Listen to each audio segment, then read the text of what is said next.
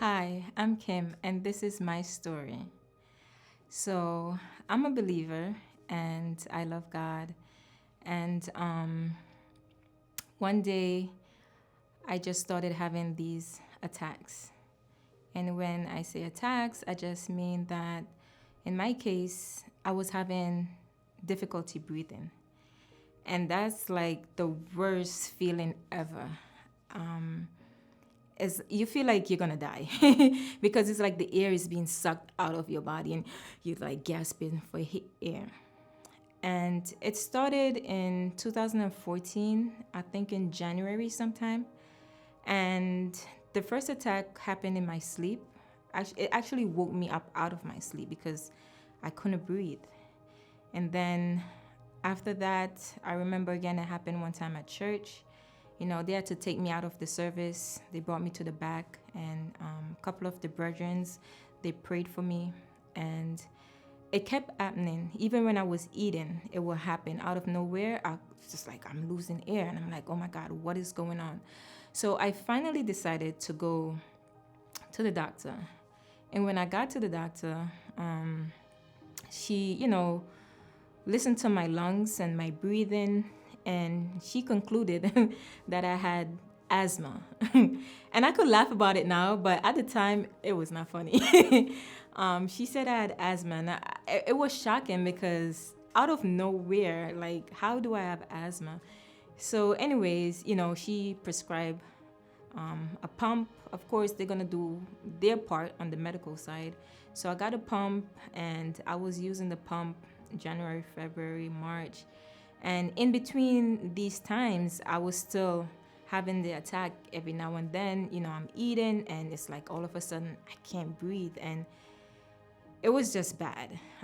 Of course, I was praying, God, heal me. What's going on? But still, all in all, I have my pump. I was taking my pump and going about my daily life as best as possible. And then in June, so I go to Miracle Temple Ministries, and we have a branch not only here in New York, but we also have a branch in Canada. So it was their youth convention. So of course, youth convention, I'm all excited. I'm going. So went to youth convention, and this is where the change happened for me. So after church service, we usually have dinner.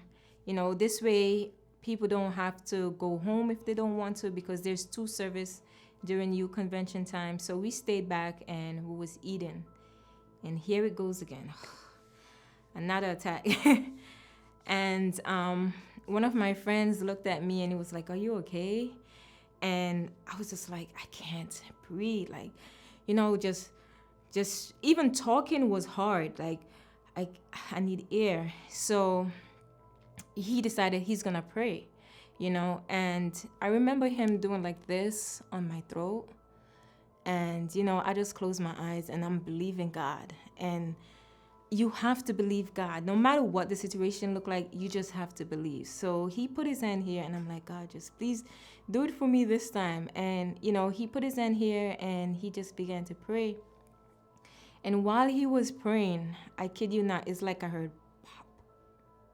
That sound pop. And after that, it's like my airway just opened up. It cleared. I don't know if you ever use like Vicks and your nostril. It's burning, but that free airway, that's how I felt. Like everything just cleared up and I could just breathe again. And I was just like, I started crying. Like it was so, I never I experienced a miracle like that just instantly. Like, oh my God, and I was just crying and just thanking God, like I could breathe. If you don't want to experience that, it's like the worst feeling ever because it's like you don't know what's gonna happen. You think, oh, am I gonna pass out because you're not getting air? So I just thank God that He healed me in that moment. And I just want to say to you that, God is still in the miracle working business. It doesn't matter what your situation may feel like. You may feel like you're in a storm. I don't know if you know the story of when the disciples were on the boat, right? And Jesus was sleeping and there was a storm going on. And they were wondering, like, how can he be sleeping in this storm? And they was like, we're gonna wake him up. And they went and wake him up. And all Jesus did was like, peace, be still. So I just want to encourage you, no matter what your situation may look like, it may seem like it's taking forever. Because again, remember, this started like in January and my healing didn't come till June. So you may be thinking like God is taking too long, but God, listen, God is never late. He's an on-time God, and He's gonna come true for you and your family and your friends and whatever situation you may be facing. So I just want to tell you, do not panic at all. Do not panic. Just speak peace to that situation, just like Jesus spoke peace to the wind, and everything was calm. And I'll just continue to I just want to continue to encourage you to pray. Don't give up on praying, because there is power in prayer. I mean, Jesus took time out to pray, and Jesus is the Son of God. Think about that. And if the Son of God is taking time out to pray, how much more do we need to pray, right? And with prayer is power. Prayer is power. Believe that. And just continue to trust God and know that He's going to turn your situation around. Just like He did it for me, He will do it for you too. God is still healing. I'm Kimberly, and this is my story.